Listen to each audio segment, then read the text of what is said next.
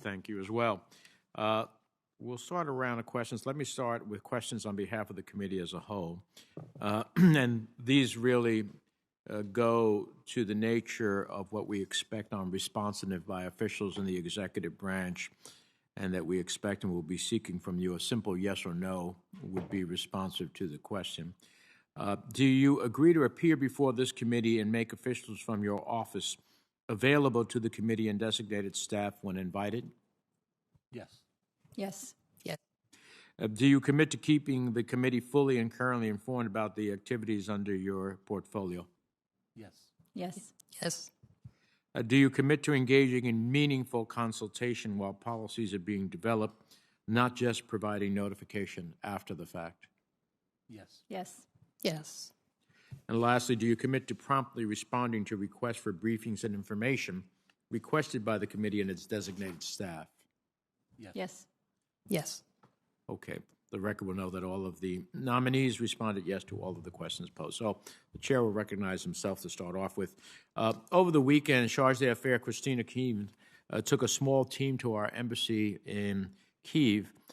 Can you give us a sense, Ambassador, of how you envision, upon confirmation, bringing back our diplomatic presence in Ukraine? Yes, Senator, thank you for the question. I think it's a really important one. I was delighted myself to see Charge Kvin in Kyiv on Sunday. I think it's really important for us to be there in person and present. She's there now, and I know she is laying the groundwork to return our embassy operations in coordination also with Congress and the steps that need to be taken.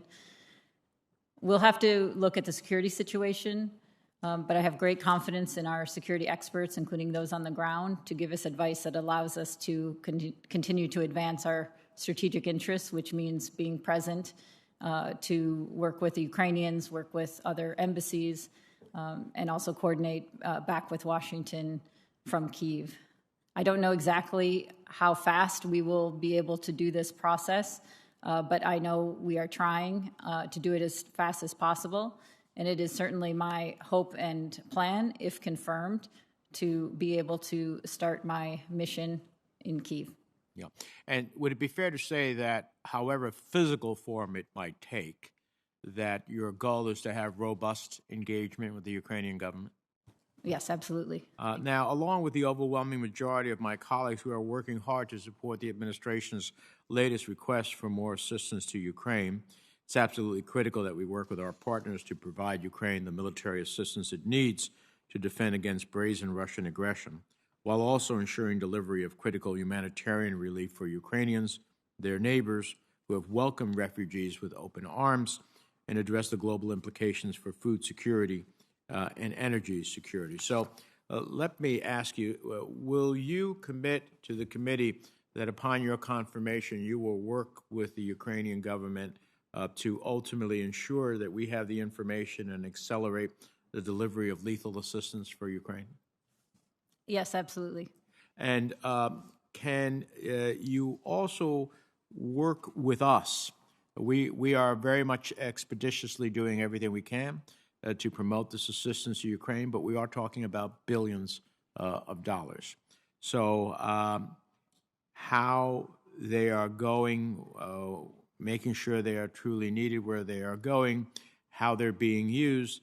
In this regard, can I get your commitment to frequently consult with me and our committee staff on our oversight efforts with respect to security assistance, with respect to humanitarian assistance as we move forward?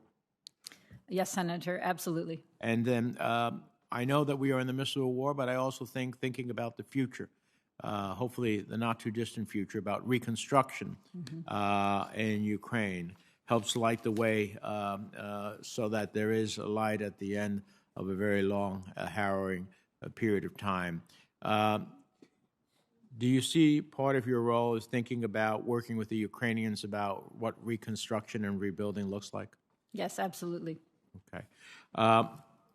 So we look forward to working with you on all of those elements. Let me turn to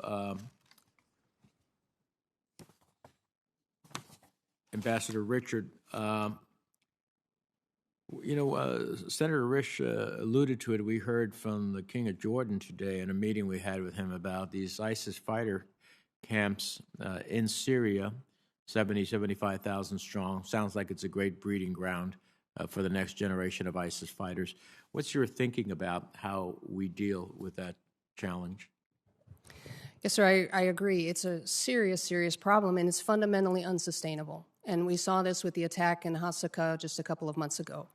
So we have worked up till now, as far as I understand, with partners and allies trying to get countries to take some of these people back.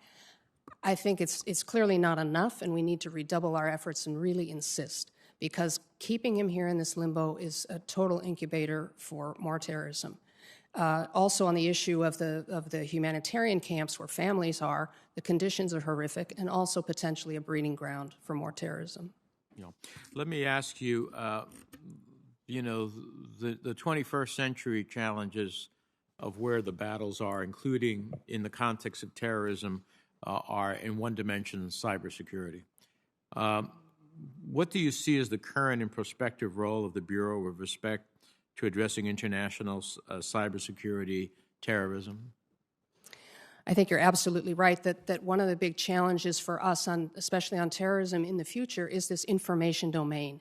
It's cyber, it's encrypted communications, and it's social media. So I'm very, very happy to see that the State Department has created finally a bureau to deal with cyber issues and information.